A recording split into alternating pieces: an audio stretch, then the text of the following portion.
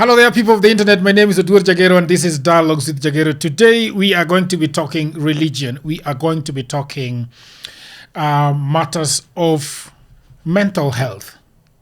And I am with my guest, Caroline. Yes. I want you to tell me the Hindu name. Yes? It's a mouthful. It's a mouthful, yeah, but Yes. our audience will be waiting for it. Yeah, my name is Kamala Nayana Dasi.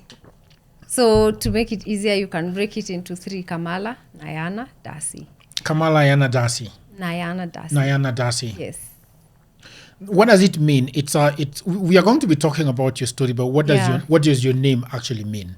My name means servant of the lotus-eyed one. So God is known as the lotus-eyed one, and Dasi is a servant of. Yeah. Okay. Yeah. So you have taken the name of a god? No, servant of God. Servant in of summary, God. Yeah. Like disciple in Christianity. Yes. But when you get initiated, you get a name. And the name is, all names are servant of God, but then there are different aspects of God. And so, I'm a servant of the lotus-eyed one. Yes. Yeah. Okay. Yeah. We are talking about your story, which is moving from Christianity into Hinduism. Yeah.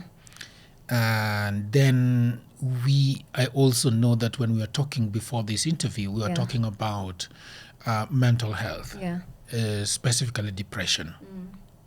A lot of people don't even know if they are depressed, Yeah. There is a time after my tertiary education, I was very depressed and I suffered a lot of anxiety. And at some point, I think I was suffering panic attacks, So there are lots and lots of people who are into this, but they don't understand how they can come out of it. Yeah. I want to hear your story about where did you grow up? How was Christianity growing up? How did you get into Christianity? Yeah. So I was born in a village called Wagudo in Kiambu, and I was born in a Christian family. My parents are Christians. My grandparents are Christians on both sides. Okay, my dad's side is Anglican. My mom's side is Catholic. And I grew up in church, I must say, because I used to be so active in the church groups, like Sunday school, brigade, youth groups. And I really loved church. I think I was just grown with the love of God inside of me. So in whatever shape or format, I was really into it. So growing up, I grew up in two worlds because I grew up in the village, but I schooled in town. So I used to go to Muthaiga Primary School, and I used to come from the village. So it's funny because it really affected my sense of self. It affected my personality majorly because in the village, we were the rich kids. Yeah. But at school, we were the poor kids. What do you mean by being rich in the village? Well, your father was a teacher? No, my dad was an auditor at DT Dobby. My mom worked for the examination council. My dad, I hear, built the first brick house in the 70s in the village, among the first people. And he was a bachelor then. So that's the setup we grew up in. My grandfather was a teacher, and he was a very renowned teacher. So there was a standard there that a lot of people used to see us as rich kids, even though we didn't see ourselves as that. Because we used to have, we used to school in the city. Everyone else was schooling in the village. We used to have things that a lot of kids didn't have. How are you going to Muthaiga Primary? Were you guys being dropped there, or there was a matatu? No, my dad used to drop us. Yeah. That's a lot of privilege. Yeah, I know. I know. But when you find yourself in a school like Muthaiga Primary, where everyone is being dropped either by a company car or their chauffeur or the company bus, then that's a whole different ball game. And our car was not like a new car. It was like gari tu ya gishagi, unajua. And then in the rainy season, we used to go, and then the car would kwama in the mud, and we would push it, and then we would get to school with red mchanga. Unaona ile kama ya Dumberi? Yeah. That one. Mm. Yeah. So it was, we wanted, personally, I had an issue of fitting in because I wanted friends. I'm a very social person. So I really wanted to fit in the village, but then they used to cut me off or put me aside because they said I'm proud because I have what they don't have. And I also wanted to fit in school. And yet I was like, we don't have a TV, so I don't understand what you're talking about. Mkiongea programs, we are not chauffeured to school. So it's like I now developed a thing of being very conscious about fitting in. And I think the way I did that was, first of all, I became very humorous. Like, I have a sense of humor.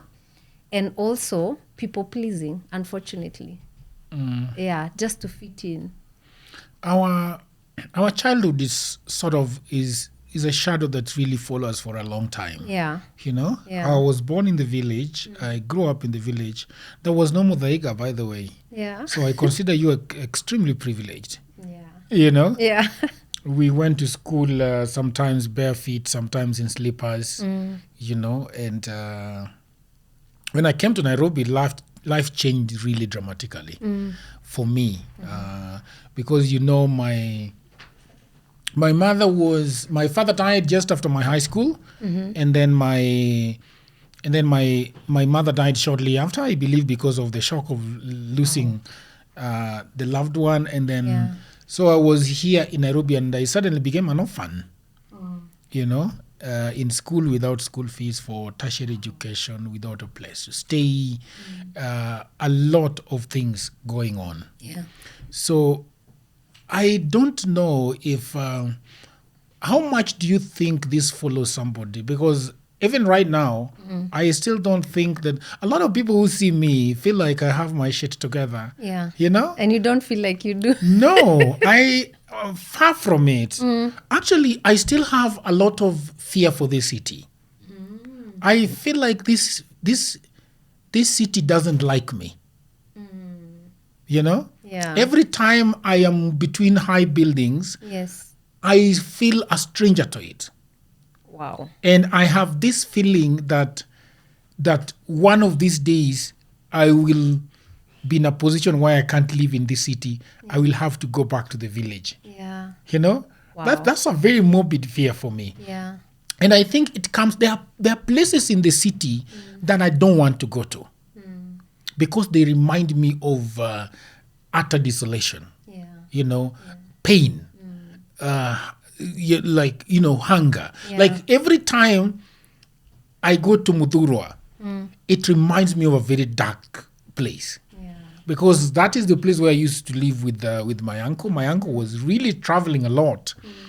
And I don't want to say in this podcast about the nitty-gritties. Yeah. But there was a lot of hunger there. Yeah. You know? Wow. And what I remember very clearly is my uncle had sublet a family. So he had a 2-bedroom house. Yeah. So the bedroom and the sitting room I've got, you know those, what is it called? The walls that don't go all the way. Yes. Because they consider it a bedroom, Yes. so it doesn't go all the way. Yeah. So he sublet the other side. So, and then the other family had a TV. Yeah. They had a lot of, you know, the father was working, was selling in Muthurwa, so they had lots of food. Yeah. One of the things that I remember very clearly is them picking chapati. And I think we had gone like 2 days without food. Wow. Yeah. And imagine somebody picking chapati next door and there is nothing. And the thing is wafting and they are putting it, Nyambura. Wow. Nyambura used to do those chapatis. You feel like you're gonna die. Nyambura used to cook those chapatis, and then she'll cook with meat and what is it called, waru, you know. And then they had KTN. We didn't have a TV. Yeah. And so they would be laughing and enjoying themselves the other side and watching TV. And for us, we used to joke that I think we are the family that used to listen to the audio of a TV without seeing the the pictures. Seeing the pictures. So, what? You leave it to your imagination. It was that guy. What is his name? The one that he used to tell jokes on KTN. I think he's still there up to now. The guy that always used to talk about his grandfather. Oh, Swalem Doe. Swalem Doe. Yeah. Those were the days, the peak days of Swalem Doe. Yeah. So you never knew his face, but you knew his voice. Well, sometimes you would watch him in town. Yeah, we used to be in town until late in the evening, and then you'll see them on a restaurant or something. You know? Yeah. So that is, I think, so that is how I feel about life sometimes. You know, so when I go to Mudurwa, those pictures come and they haunt me. Yeah. And I feel like sometimes there is a way of how you live a moment in the past and you hate it. Yeah. Have you ever lived a moment in the past and you really hate it? Yeah, obviously. I think as long as you're in this life, there's going to be good moments and bad moments. And fortunately or unfortunately, both of them imprint in your brain. Yeah. Because that's just how the subconscious works. It doesn't pick the language, it picks the emotion. And then it carries the emotion together with the image, the pictures, the smells, the sounds. And so when something similar to that scene happens, either you go back there or some music that used to play then plays, or a smell that it just revives the memory. So whether it's a good memory or a bad memory, they are all there in our subconscious mind. And of course, I know because I've done a lot of personal development work, I now know the emotion of those days. The emotion of feeling the fear of not being accepted, feeling the fear of being the odd one out, feeling the fear of everyone laughing around you and you not getting the joke or not understanding what they are saying, and then them laughing at you because you don't. You know, I know that emotion and I can feel it when it's coming up. And usually life brings you those moments to trigger it so that you can work on it, so that you can deal with it. Yeah. Let's go back to your story. You finished school at Muthaiga. How does life go on from there? Well, now Muthaiga is a day school. I finished Muthaiga. Apparently, everyone in my family started at Muthaiga but didn't finish at Muthaiga. At some point, they were taken to boarding schools. At some point, they left. But I'm the only one in my extended family who was in Muthaiga, finished in Muthaiga. So I was just used to that day school, yeah. And then now I went to Precious Blood Kagwe. And this is a school run by the Precious Blood Sisters. It's like, for me, it was like a prison. And I remember the first term I was scheming of how I'm going to run out of that school. Until, by some God's grace, somebody made me a prefect at Form 1, Term 1. That is what saved me from running away. Because I had even, like, it was prison break. I had already seen the watchman comes in at this time. There's a gap at this point. Wait, you guys shut up. These guys. Yeah. So I knew there was a space. Just before we go for morning mass, there was a space. There's no one at the gate. So now my next strategy was, how am I going to dress so that I'm not noticed? What was so bad about it? Can you tell us what made it so bad that you wanted to run away? It was, first of all, it was so strict because the very first thing is because I'm not used to boarding school. Number one, I feel like I've been abandoned, right? I'm like, it's like you guys have come and thrown me away, and now you're going to see me after how many months. I'm not used to this. That's number one. Number two, there were so many rules, right? Like morning cleaning, I don't know. And then there was no punishment, but then there was something called, there was no caning, but there was demerits. So anything small you do, a prefect or a teacher can give you demerits. And then every Wednesday, they read out the total of your demerits. And if you get like minus 30 and above, you go for punishment the whole day. Minus 40 and above, it's an expulsion. So even that fear, I think mostly it was the fear that, the strictness, the fear that was put in us. I was like, I can't handle this. So that's why I wanted out. But then when I was made a prefect, and I was made a prefect at the convent. It's like God was like, nitakushika and I will lock you there. You're not going anywhere. So I used to be in charge of the cleaning of the convent's compound and gardens. So first of all, That's what a prefect does? that was a compound prefect. We used to have compound prefects. So there was a dining hall prefect, there was dorm prefects. So I was a compound prefect stationed at the convent. So which means I didn't have any duties, morning duties. So I was like, oh, holiday. So this school has started to become nice. Yeah.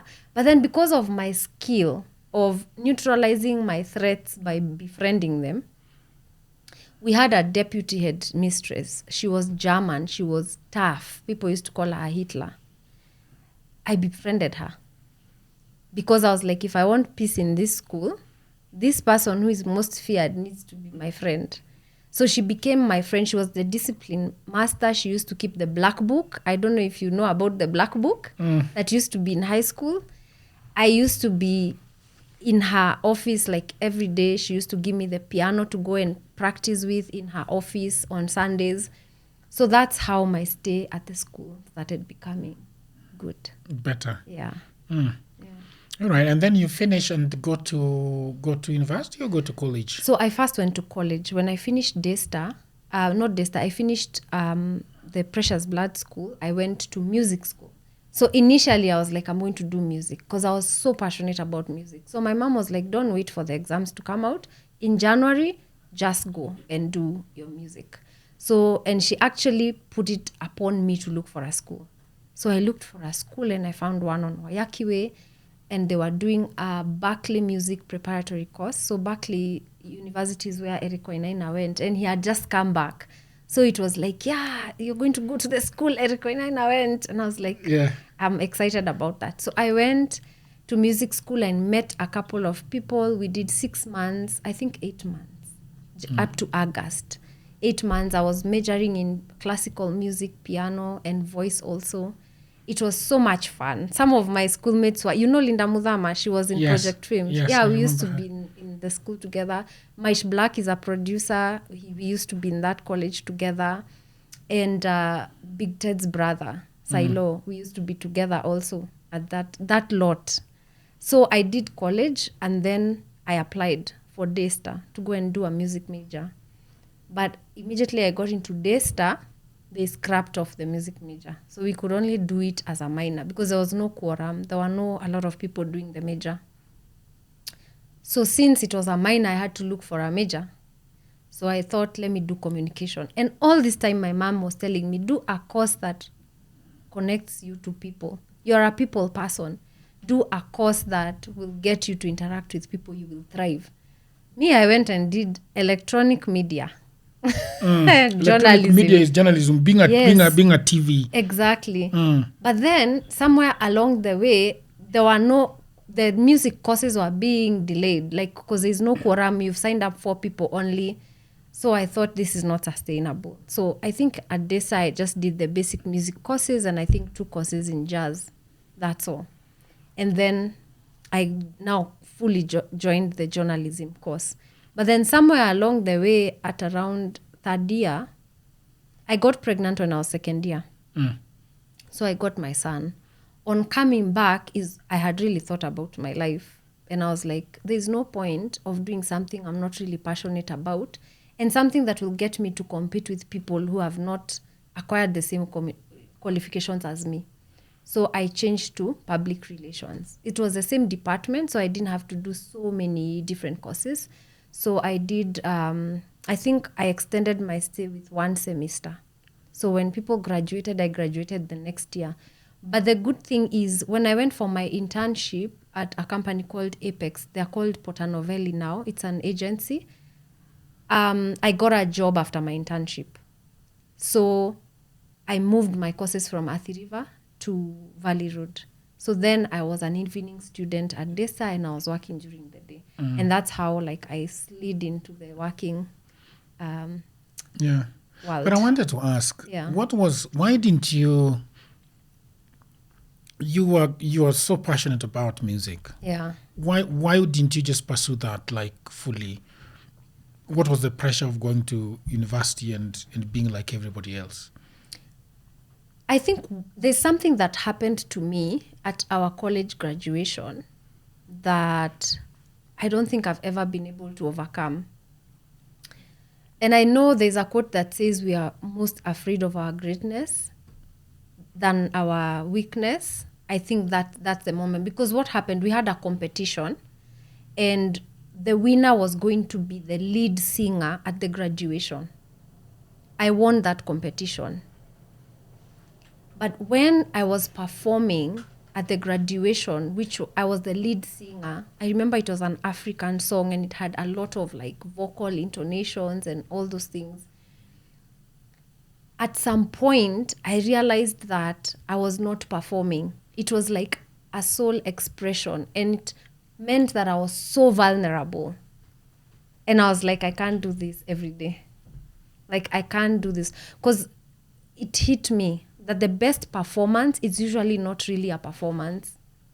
It's somebody fully expressing themselves, putting themselves out there, like bearing their soul out there.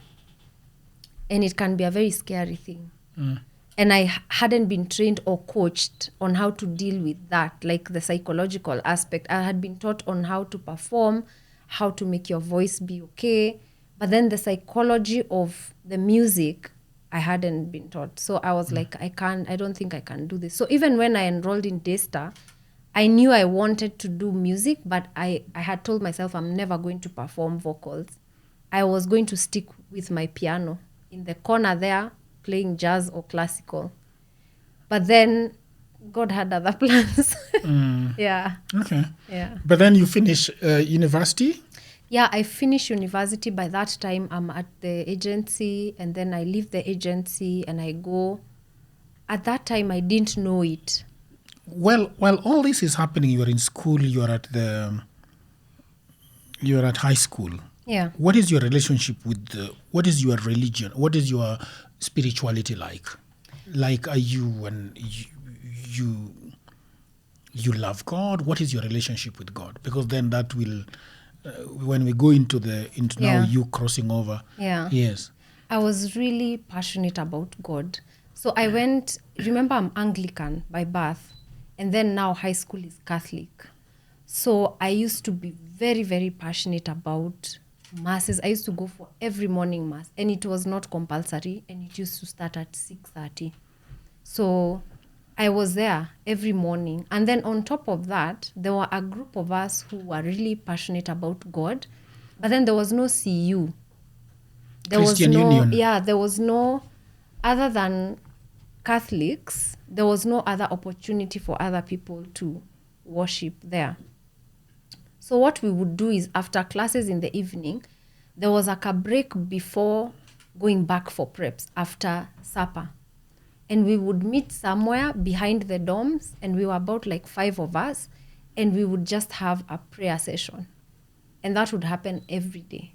So I was really like into God, I really wanted to establish a strong connection with God, because that has just been me. It has just been my theme across all the spaces in my life. So it didn't matter whether I'm going to a mass or I'm going to a service. I just found God wherever I went.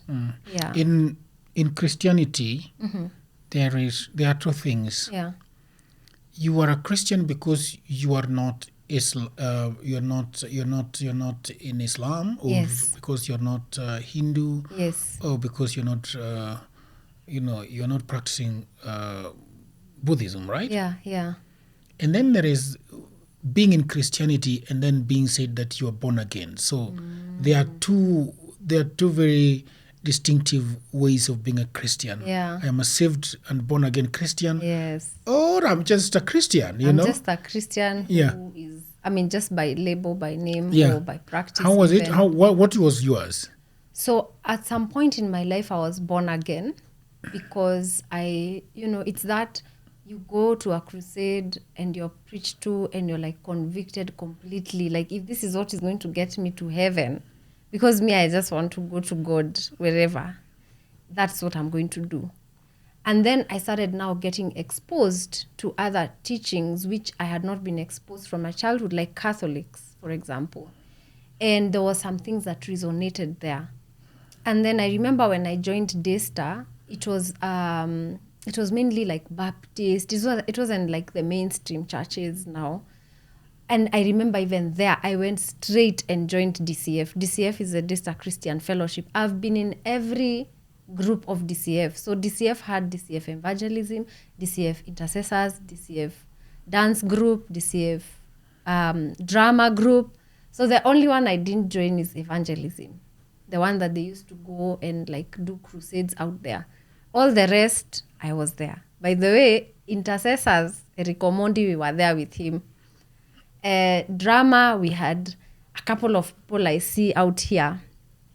Akina Ruben Odanga, these people who've created, amazing TV shows out here. Dance, Akina Gladys, who works at Nation, Gladys Kashanja was part of the dance team. So we were all very passionate about spreading the word, living the word. But then, of course, you're in campus, there's challenges here and there. You're like, there's also life happening. But I thank God because, by the way, the first time I ever went out was after my last exam at Daystar. I had never gone When did you get pregnant?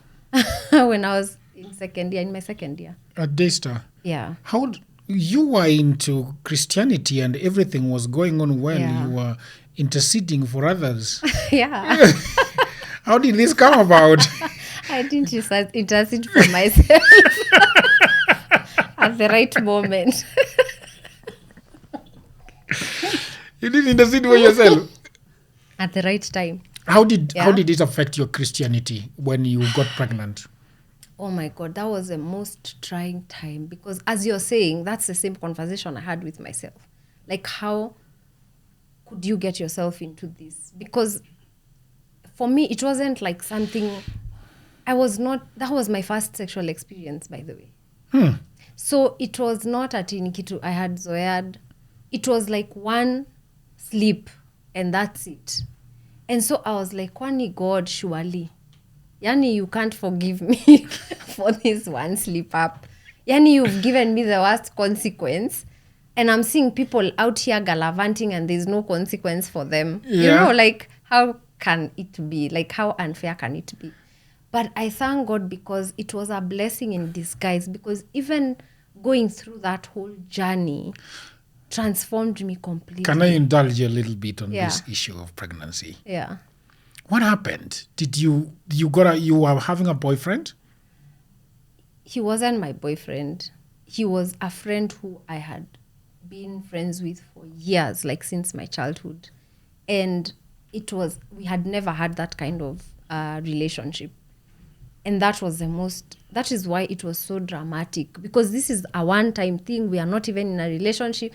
We are friends. It's not the first time we've hung out together. Yeah, but then there it goes. So it was very traumatizing for me because first of all, my mom was being ordained to be a lay leader in the Anglican Church. Was that at All Saints Cathedral? No, back in the village. Ah, okay. Yeah. And so was my baby daddy's dad. So they were being ordained to be lay leaders of the same church. And here are your children getting a child out of wedlock. Wow. I carried a lot of guilt, a lot of shame, a lot of, like, I've let the whole village down. I've let myself down. And then on top of that, I'm in a Christian university with a difference. That is the tagline. I think they used to ask you if you're born again before you get in. Yeah, our testimonies. And there was a form. Were at the registrar. All our testimony. I remember somebody at chapel was told to stand up and give a testimony. They said, "Iko registrar." Because you used to write a whole testimony for real, like of your salvation. So at this particular point, I was facing the risk of being expelled if they knew that I'm pregnant. And even before I get there, it was, how do I tell my parents? Like, where do I begin? After how long did you know that you're pregnant? Oh, like before a month. Yeah, my body reacted very fast. I remember even when my mom got to know, she asked me, have you done a test? I was like, no. And how do you know? I know. Like, I just knew. I never did take a test. I didn't take a pregnancy test. I just knew. And I think it's because I was so afraid it was going to happen. Your worst fears become realized. Yeah. And the man, how did he take it? As always, he just like, okay. Yeah. I mean, and then he was very much older than me. He was already working. He had started his career. He had his thing going on. And we did not have a relationship. You understand? So, and then I'm a kid. Like, I just turned 20. So I have this, I'm so confused, and I'm also so deluded about what should happen when these things happen. So I have expectations of how he should show up and step up. Yes. And then he's not, it's like almost imagining that now we are supposed to have a relationship because I'm pregnant. And then he's like, no, we are not. We're just having a baby, you know. And that caused a huge rift. Between the two of you? Yeah, a huge rift. It was such a difficult period for my life. And when I look back and think I was just 20. Can I indulge you more? Yeah. Why did this happen? In his office? No, in his house. Ah. Yeah. It's somewhere I used to go. Like, we were friends since I was 12, you know? And so there was no risk or red flag or he had never shown any kind of that interest to me, you know? This thing usually happens. Yeah. To a lot of women. Yeah. Where they keep saying that same line. Yeah. That we were friends. Yeah. We had each other's back. Yeah. This is what's going on. And then there's pregnancy. Yeah. And it's gonna happen tomorrow. It's gonna happen next week, next month. Yeah. What do you think really led to this sexual intercourse? Were you guys watching a movie? How does it, because right now, by the way, some people would say that I did not give a yes to this. Yeah. You know? Yeah. I mean, I also don't believe I gave a yes to it, because a yes is really saying that I'm in through and through, I'm enjoying, you know. But all this time I was like, no, this should not be happening. No, we shouldn't be doing this, you know, the whole time. And I think this is a message to young people. What you're saying is true. This idea of friendship sometimes is not both ways. Yeah. Sometimes, because you can be innocent and be like, this is my friend, like, I look up to this person, I trust this person. But is that the same way? Ama there's a way he's looking at you. Yeah, because when you're saying we shouldn't be doing this, and I'm imagining that he's taking a very clear lead role. Yeah, exactly. In how this is going on. Exactly. So maybe it's not something that he thought in that moment. Maybe it's something he had thought before. Yes. Yeah. And because I'm innocent, like, I'm 20. I just came out of high school, you know. So I'm just thinking, I'm very naive, you know. So I'm like, even when boundaries are being crossed, I'm not standing up for myself and even standing up for my boundaries, because even going there was a cross of boundaries on my part, you know. Because even going there and we are both of us alone, I should have thought that anything can happen. Yeah. You know, I trust myself, but the other person, yes, you can't trust the other person, because you don't know what they're thinking. Today, some people would say that, no, I shouldn't be able to go and nothing should happen to me. Like, you know, the way ladies say these days that, well, I should be able to walk in the dark. Yeah. What do you think about that? I mean, don't you think that's a little bit reckless? That's in the ideal situation. We should be able to walk in the dark without fear. We should be able to live as women without fear. We should be able to grow up without our parents shielding us and protecting us from our brothers, because I call men our brothers, you know. But then that's in the ideal world, and maybe that's the world we should aspire to create, but it's not there yet, and that's the truth. We are not there yet, you know. So you have to be realistic, and you have to look at all the angles, and you have to protect yourself first from even yourself. Yes, protect yourself from yourself. Yeah, even from yourself, even from your own delusions, from your own ideas and things that would make you go in a direction that would make you succumb to guilt and shame, you know. Yeah. You finish, you go, the Daystar does not get to know that you're pregnant? No. I got pregnant in August, and that was the beginning of the semester. And so in December, was having serious morning sickness. My friends covered me. They didn't talk, they didn't say. I think about 3 people knew. And then after that semester, I didn't show up for the January semester. So I stayed. You deferred? No, I just disappeared. You know, I think deferring was official when you have missed like 2 semesters or something. So if you skip a semester, nobody even notices in the campus. You know, it's not like high school, you're all moving from one class to another. It's like different courses. So mtu akikukosa atafikiria, we haven't taken any common courses. That's why I'm not seeing them. Yeah. And you can always read at home. Yeah. So I stayed out January semester. I got my baby in May. And then I was back in the August semester. Now that was the beginning of my new life. I remember my dad even joking at the end of that August semester. He was like, sasa umejua maisha. Because I almost came top of the dean's list that following semester. And it was very tough because, you know, I used to be a day scholar. So I lived with my parents in the village in Kiambu. And I'm going to school in Athi River every day. Wow, that's a long way. And I have to come back in time to breastfeed my son before he sleeps. And I have homeworks, assignments to do, term papers to do, projects to do. I was 38 kilos. I can't imagine 38 kilos. I was thin. What is your weight now?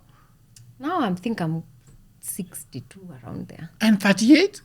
I was thin. Like I could have been carried by, I was thin, unhealthily thin. You know why? Because I have classes, I'm trying to catch up. I have classes, and then I know if I go home, there's a certain workload I won't be able to do, like certain assignments I won't be able to do. So I used to take my lunch break. Instead of sitting and pigging stories with people, I go to the library to read. Now in the library, you can't carry food. So I used to carry sweets, lollipops, you know. So it gives me sugar. So that I study, I do my term papers there, and then in the evening at 5, I catch the bus. It drops me in town. I get a matatu to Kiambu. So I used to find my mom holding the baby. Already it's like past 7.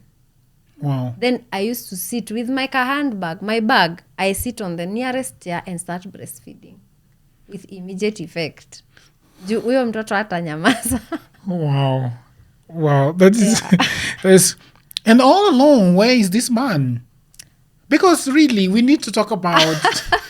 He's not in the picture at all. Does he think that he's got a son somewhere? Yeah, he knows. He knows he has a son, but he's not. It was his decision, you know. It was to move away. Decision to. First of all, he was on and off. He was on and off, and then I decided this is not healthy for the child. You are either in or you're out, you know. And so I had a conversation with him. I was like, if you're out, then be out until he's 18. Then you can have a relationship with him. Because before that, I don't want him traumatized. Let's talk about friendship between men and women. Yeah. You mentioned that you have been friends with this gentleman for a long time. Yeah.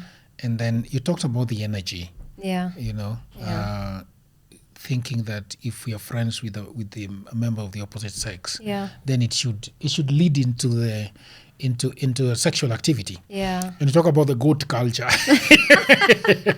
What do you think about it? What is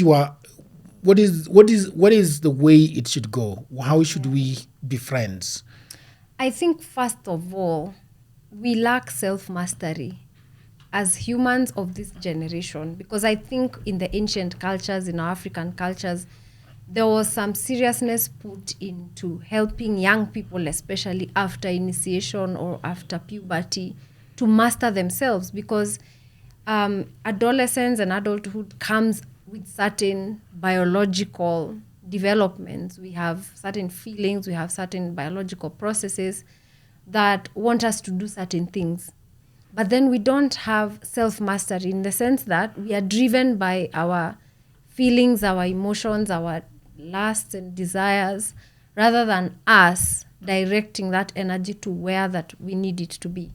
So coming now to your question, a lot of the times, by the time you're having a friend with someone, there's some form of attraction. There's a reason why you're attracted to a certain person and not to a certain person, or somebody is interested in you. Usually there's something. There's a feeling somewhere. And then you go to check whether anything can come out of that. Can we be in a relationship or not? But then usually a lot of people think that that's the only way it can go. And we have a fallacy that if that feeling is there, then we should be in a relationship or be intimate. And if we are to be friends, then that feeling needs not to be there. You see? So if that feeling is there, then you start trying to get things, on the next level. And it's not necessarily that. It's just that there's a polarity between us. There's a connection between us. And I talked about friendships between men and women, male and female. They are so necessary because we both have a different perspective to life. If, for example, you had never met a woman who is not your partner, you would not know how women think, how they see the world, what is important to them. There's a question I asked in seminars when I was doing inner child healing, and I was asking women to tell me how early they started to think about their own safety. Like, at what point in their life did they ever think that they were unsafe just because they were women? A lot of them were like very young, and it was a shock for the men in the room because that's not their story. You don't think about your safety when you're 10, when you're 12, and yet the girl who is 10 is being told to be safe from you, who is not even aware of any safety discussion. Right? So that's why it's so important for us to develop and cultivate those platonic relationships. But then we need to understand that the fact that it's a platonic relationship doesn't mean that there's no attraction or no connection between people. The question is, what do you do with it? A lot of us, I was telling you earlier about that goat culture. It's like anytime you feel an itch, you must scratch. Yeah? It's like...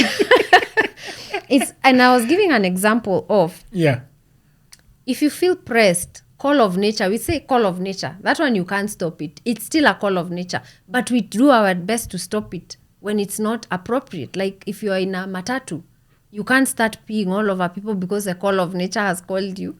You manage it. You harness that until the right appropriate time. Why don't we do that with our sexual energy? I gave an example of the office setup. There's a lot of creativity happening in the office. We are working on projects. We are generating ideas. If we are male and female in the office, there's bound to be sparks because the creative energy, a lot of people don't know, it's the sexual energy. Otherwise, how are we created? Are we not created using the sexual energy? Yeah. So it's a different, a variant of a sexual energy. But then if we don't have self-mastery, it leads us to distractions. It destroys... That's why we are having gender wars, because we don't have self-mastery. So because we need an enemy and we need to victimize to be a victim, so we need to look for a villain. And so we are fighting instead of connecting and learning from our diversity, from our different perspectives, right? So self-mastery is a very important thing. In the Kikuyu culture, I know for sure, there was a dance that was called Ngweko. And Ngweko was new initiates, men and women, were put together in the evening. And the girls would get their grandmothers to tie their skirt. And they would knot it in a way that only them would know if it was untied. And the rules were, you can fondle all you want, but don't remove this skirt and don't have intercourse. And they would have the whole night to do that. And the whole village would bring in their people, So it wasn't something that we are hiding. In our society today, we are hiding. We don't want to talk about conversations to do with sexuality. And then what happens? It explodes on us on TikTok, for example. Yes. Instead of having it in a way that serves people, that helps the young people know, what do I do with these feelings? How do I manage myself when I'm feeling like this? What is the better use of redirecting this energy? Because if I have this flow of sexual energy and I know it's not the right time for me to have intercourse, it's not the right person for me, what else can I do to take off the steam? I could paint, I could ride a bike. Yes. I could sing a song. What do you think about there is a lot of animosity, as you have said, between men and women right now. It's all over internet, cancel culture. Yeah. Why do you think that we have become so intolerant of each other, angry at each other, bitter at each other? So sometimes you meet a young girl of 22 and she says that men are not to be trusted, men are bad. You get a young man of 28 and the next thing is telling you that women don't even go next to them. They are going to take all your money. Yeah. That money they don't even have. Yeah. And then we are crying when we see homosexuality. And I'm like, isn't that an automatic solution to what we are saying? If we are saying men are dogs and men are saying women cancel women, then what has been left? See, it's you keep to your gender and us, we keep to our gender. So it's like we are taking ourselves to a corner. And what we are trying to say is that we just want to be victims. We don't want to take responsibility. And then this idea of generalizing experiences. So if I've had a bad experience with one man, then I'm like men. And that's something we do in coaching. We are like, we notice the generalizations and we call you out on them. Because when you say men are like this, how many men? How you want to tell me you've been with all the men in the world? That's not true. Same to somebody who's saying women are. So I think it's a programming that is very deeply ingrained in us from a very early age, from all corners. Our families, the media, the society has been programming us against each other. And until we see that conspiracy, we are not going to try and bridge the gap. And the only way to bridge the gap is to actually be interested in platonic relationships. Because if I'm your friend, then I'll begin to see you as a person. I will see you as a person and I'll understand you and I'll understand your journey. Because many times the only time we relate with each other is when sex is involved. And there the stakes are high because I have high expectations. You're supposed to behave like this. You're supposed to treat me like this. If you fall short, I don't care. All the men are taking the blame for it.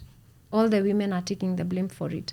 And we don't understand each other because we are not creating opportunities to understand each other. And then we bring up children in the same culture, in the same conversation. How do we expect anything different? You are in Christianity and things start to happen. It's a shift. Yeah. I want us to talk about how you shift from Christianity to Hinduism. Because we were talking about your love for God. Yes.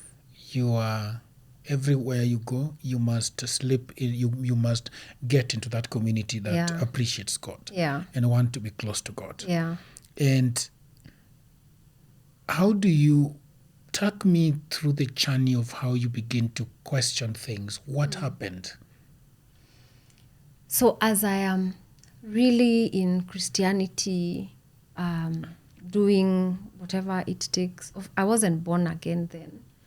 But now I'm working. I've gotten to the helm of my career, but a different career. So I had gotten into operations management, and at this point I was the operations manager in a huge construction company.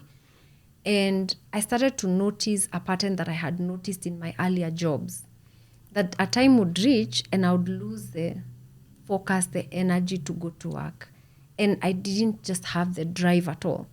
And I would call in sick, But this time I'm here, I'm the manager, I can't do that.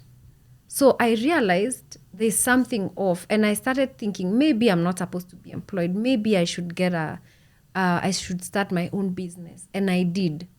But then what happened when I started my business, I noticed after some time the same pattern reoccurred. And it wasn't that my business wasn't doing well, it was doing well. It was actually thriving. Then I noticed I still don't want to go to work.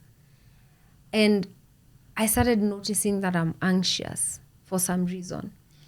Then one thing happened, and I was at meeting my sister, and I was telling her about my anxiety, and I told her I'm feeling so anxious nowadays. I'm feeling like I always have this thing in my tummy, like my tummy is always tight. Later that evening, I got the worst panic attack I've ever had, and I actually slept outside my door. I wasn't able to get into the house. And that's when now I went to hospital, and I was diagnosed with major clinical depression, and I started psychotherapy. And so through my journey with depression is where it wasn't really questions that I had. It was an existential crisis. It's like I got to a point and I was like, I'm not moving forward until I know why I'm on this earth. And I had suffered so much. At that point, I was like, I'm going to talk to God as if he's like the way you are here. And I vocalized. I was like, God, if you exist, I want to know why I am on this planet. Because by that time I was having that crisis, I had attempted suicide thrice. And I was not dying. I was wondering. How were you attempting them? Were you taking overdose? Yeah. What? Yeah, there was one, the very last one was an overdose. The other one, I had tried to carbon monoxide myself out of this Really? world. Yeah. And every time I would wake up okay, like nothing has happened. Carbon monoxide, what you were putting like up a jiko? Yeah. And so somehow I didn't succeed. How do you start getting into a situation whereby I want to go? What goes in your mind that you decide that I want to go and do this? So for me, I can only speak for myself, is that I would get into this state where I'm like, it's like a moment of insanity. It's like I'm done. Like, the way unaweza kasirika na mtu and you're like, I'm done, get out of my house. I would be like that with myself. I'm done, get out of this earth. Like you're no good to anybody. You're not doing anything. You're of no use to anybody. In fact, it would be such a huge favor for everyone if you're not here. And then you take action instantly. So it's not like I would tell people, oh, I'm going to kill. No, it was like a moment of insanity and I'm going to do it now. Now that you understand it, what is that state of mind psychologically? What is it called? It's usually a process. And I didn't know it was a process until I did some psychology and until I got the background of it. Because it's a whole process that gets you to suicide. And it starts, and if you go to a counselor, they'll first ask you, have you thought about taking your own life? That's ideation. So there's usually ideation first. And then the second plan is you're thinking about, okay, so how can I X myself? Like, what are the ways I would use if I were to, You still haven't decided, but you're still thinking, me, if I were to take my life, I think I would do this. I think I would jump off here. So now it's not just ideas, but you're planning now. You're counting your options and you're narrowing them down. And then now the actual suicide is usually that moment. But then it's not that you just got depressed. Somebody who is committing suicide is depressed. There's no normal person who would take their own life. But then the depression it's been a journey. And as you were saying earlier in the conversation, a lot of people, they don't know they're depressed. A lot of people have normalized their own mental health experiences. And they're like, hivyo ndio kila mtu anakuanga, But then if you're struggling with sadness and low moods for weeks on end, it means you need to go get help. It's not normality because I don't have a job, I'm feeling like this. No. Because I think a lot of people connect their mental health and their life situation. So they're like, I am like this because Usually we want to find the because, and then when we find the because, then we are okay with it. We don't have to deal with it. We are like, oh, when I get a job, I'll feel fine. No, you should feel fine now so that you can get a job. You know what I mean? Yeah. Yeah. And it goes on, and you start questioning. You were telling me about how you... Oh, yeah. Yes. So I got, at this point, I had already been even hospitalized because after I became psychotic, I became suicidal and then I became psychotic. Yeah. Psychotic means that you're hearing voices or you're seeing things that are not real to other people. Yes. So I was hearing voices. So my psychosis was audio psychosis. And You're I was hearing hearing voices. yes. Mm. And so I got hospitalized because then, the voices can tell you to do something, to harm yourself or harm others. So you're actually a psychiatric emergency. So I was taken in. I was admitted in hospital for, I think, 3 weeks, if I'm not wrong, because I can't really quite remember. And I was heavily medicated. So I was sedated for like 22 hours a day. And I only had 2 hours where I was not on medication. When I went back home, I had so much medicine, like a lot of medicine to take. So it's like I was zombified. The thing with these drugs, they are trying to suppress your thinking so that you stop overthinking, like your mind stops running. And they are suppressing some brain chemicals, enhancing others. So it's usually like an experiment because they don't know how it will go for you individually. So I was in this zombified state. And then one day I just decided I'm not going to take the medicine. I don't know what inspired me to do that. When I asked the doctor later, he was like, that is so risky. Like, I would never ask anybody to stop depression, anxiety medicine cold turkey. You have to be weaned off the medicine. So me, I stopped them cold turkey. And so one of the days in that week that I stopped the medicine, I came back to myself. It's like I woke up and I was like, whose life is, like, what the hell is happening? It felt like the moments before that was not my life. It felt like I had walked into somebody's life and I was wondering, why am I here? So that was the moment when I saw the whole of my life looking like it was futile because it was without purpose. I'm running after the wind. I am getting a job because I was told to get a job. I'm getting a family because I was told to get a family. None of this was my idea. Like, it hit me. I have been following somebody's checklist and I'm not fulfilled. And I've gotten everything. That's very interesting. That everything that we are doing in life, we didn't decide to do them. You didn't. Let me explain more about that. Because it's like you found yourself in a relay race. Somebody handed you the baton and you need to run because you're on the track. You did not decide that, oh, this is an interesting race, I want to run. No, it's like society, whoever society is, because I call society a fallacy, because probably it's your family you're talking about when you say society, is giving you a checklist. Like, this is what we expect of you. And of course, you have been told that since you are a kid, but nobody told you, okay, now from today, Jagero, this is your life. Can you decide? Nobody told you that. The whole time you've been told, vanguo, oga, kula. Nobody at any point told you, okay, now we are handing over. There was no handing over ceremony for your life. So what happens? You keep on looking at what are they expecting of me, and you do that. And sometimes you do it to the best of your ability. Sometimes you even supersede their expectations. But are you happy? No. So I got to that point when I came to that realization that, wait a minute, my life has never been my own. It has never been my own decision to do whatever it is. And so I was like, so what am I supposed to be living for? And I realized I don't know that. The only way to know that is to be told by whoever put me here.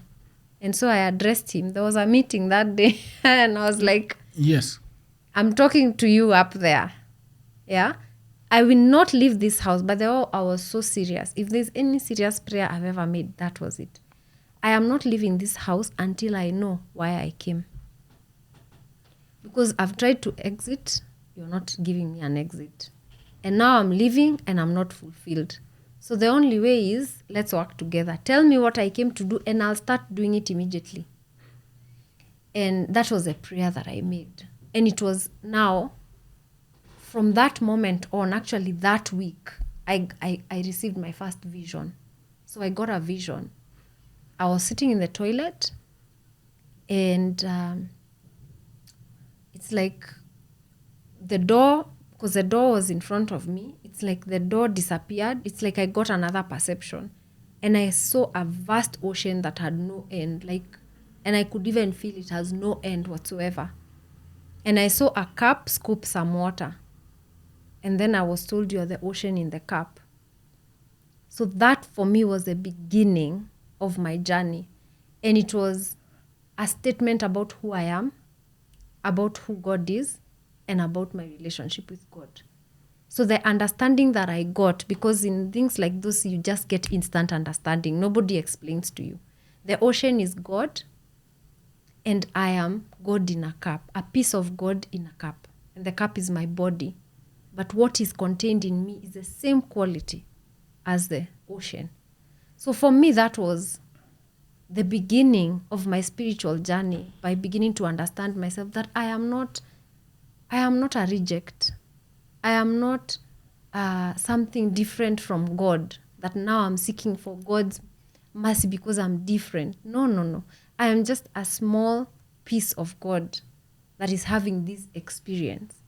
So I began having many visions after that. I would go to the toilet with a notebook, because apparently heaven opened in my toilet, not in the prayer room. Yes. So I would sit there and I would jot down things that are coming. So it would come in as if it's thoughts, but they were not thoughts because they are things I didn't know. It's like you're thinking about something you didn't know. So I would note, and then I would go to the living room and go to Google. Professor Google, thank you very much. Then Google would direct me to spiritual teachers and people who are talking about these things that I just got a download of. And that's how now I started getting a new insight about, there's something like energy. Christianity, there's nothing like that. Yeah. There's something like energy. There's something like oneness. There's something like, connection and spirit, and all these things that were gaps in my previous understanding of Christianity started to begin to be filled. And so I started to become open to other ideas about God and about myself. So, and that's how I connected with coaching, the idea of coaching, because some of those would talk about coaching, that they are coaching people. And one day, out of curiosity, I was like, are there coaches in Kenya? So I just Googled life coaching in Kenya. And the first school that came there is the one I enrolled in. And I went and became a coach. And they say the rest is history, as far as now coaching is concerned and my personal development journey is concerned. But what the whole of that thing did is opening my mind to other ideas about the world. I got into, after that, I connected with people who are talking about African spirituality. So I actually started, myself and two other friends of mine, we started a group called Ubuntu. And we started doing full moon events all over Kenya, We did 13 full moons. That's a year and 1 month of events. And we would congregate with a group of people, talk about our culture as Africans. People would share wisdom they've read or they've heard from their ancestors or their parents about African spirituality. We would connect it and see where it aligns with where we are at. We would make it to make sense of what was happening to us. I remember I even went for the Mount Kenya prayer walk that happens every December 27th. So there was a lot going on, a little bit of this, a little bit of that. And in between there, in one of our events, is when a lady came in and brought us something called Om chanting. So we sat in the group and we chanted Om. Om is a sound of creation. In the Bible, it said the word. The word is sound, right? So that's the sound in Hinduism. It's Om. So we chanted Om and the experience was phenomenal.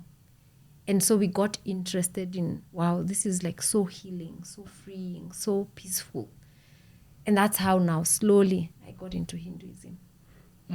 Yeah. Amazing journey. Yeah. What is the major difference between Hinduism and Christianity? Because now we are comparing two things, where you were before and where you are now. Yeah. So the major difference, without going into the details, is the nature of the theology.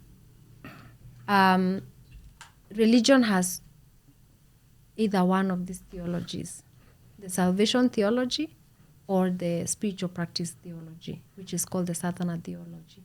So the Abrahamic religions, Islam, Christianity, their theology is salvation, meaning there's redemption. There's the idea that we are flawed, there's something wrong with us, the original sin. And there's also the idea of faith, that you are redeemed through faith.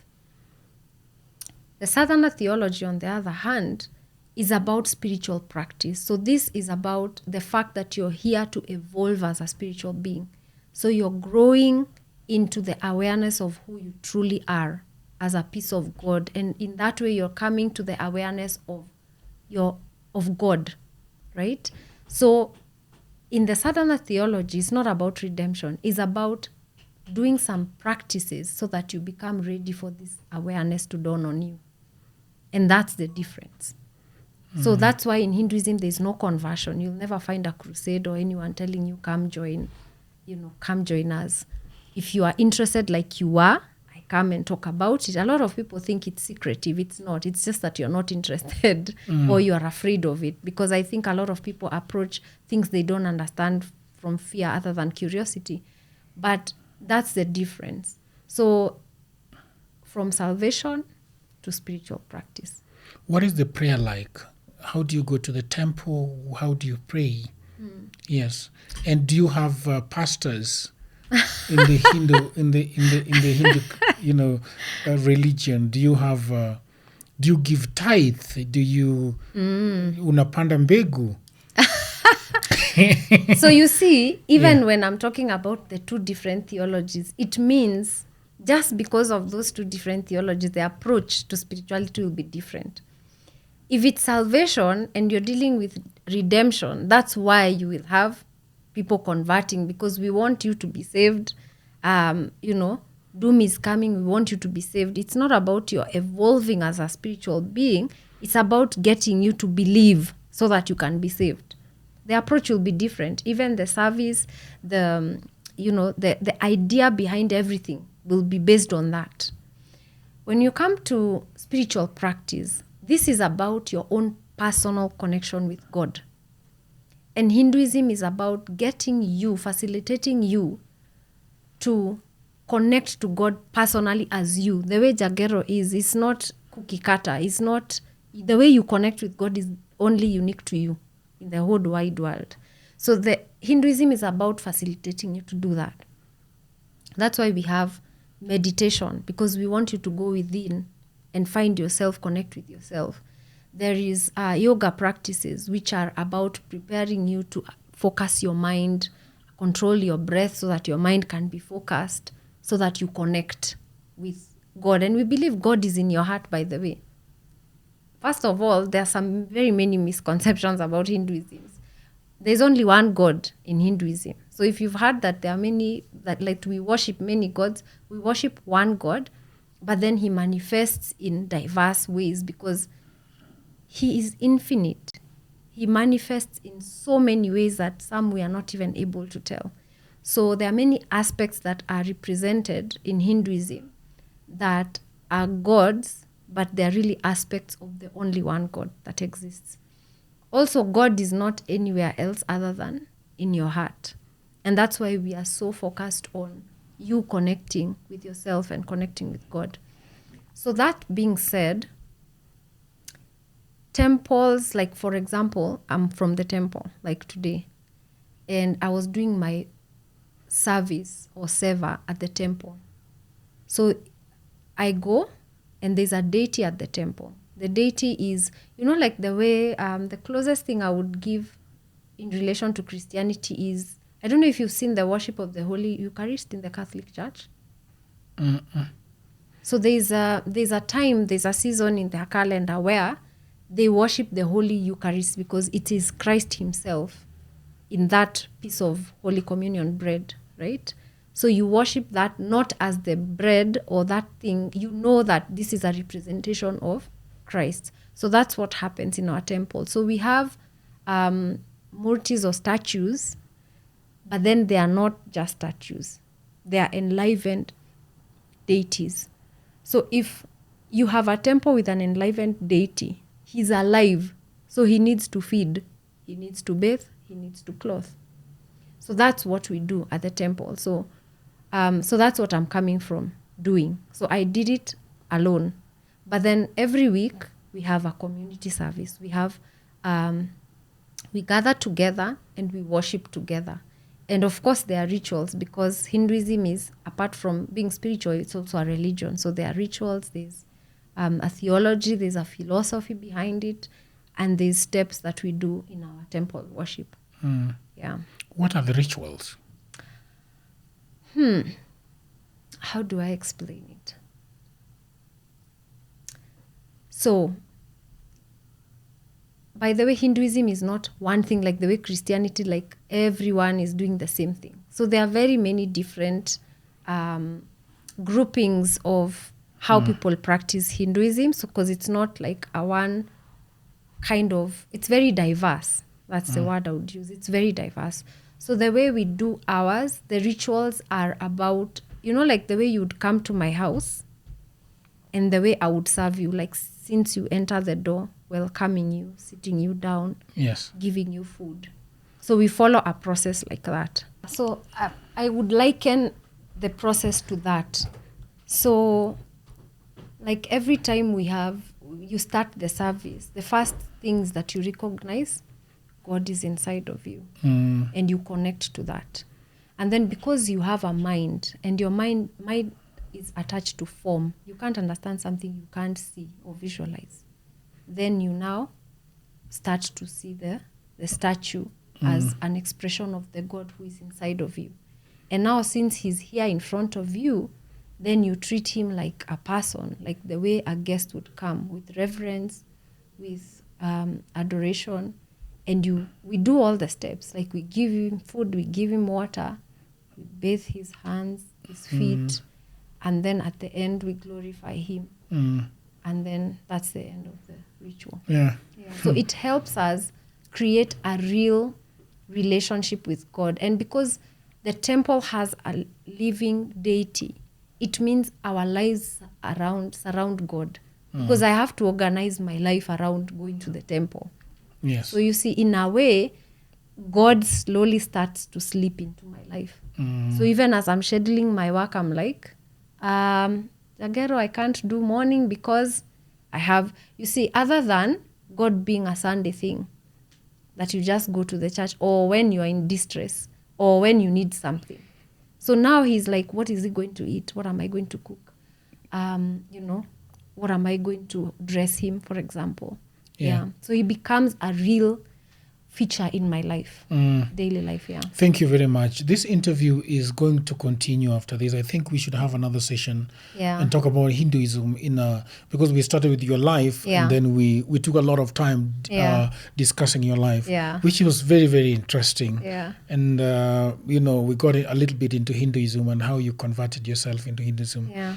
So I think we can have another session and probably talk about Hinduism at length. Yes. Because I think a lot of people do not understand it. Yeah, they don't understand it. Yes. Again, there's so many stories and, myths around it, and people approach it with a lot of fear. Yes. And then there's also the idea that when somebody is doing something different from you somehow feel threatened. Yes. It's like if I ask them about what they do, they will tell me something that will threaten my own faith. And so it's like, that's why a lot of information is needed. Yeah. Yeah, for anyone who's interested. Would you tell people to join Hinduism? Is it a good thing?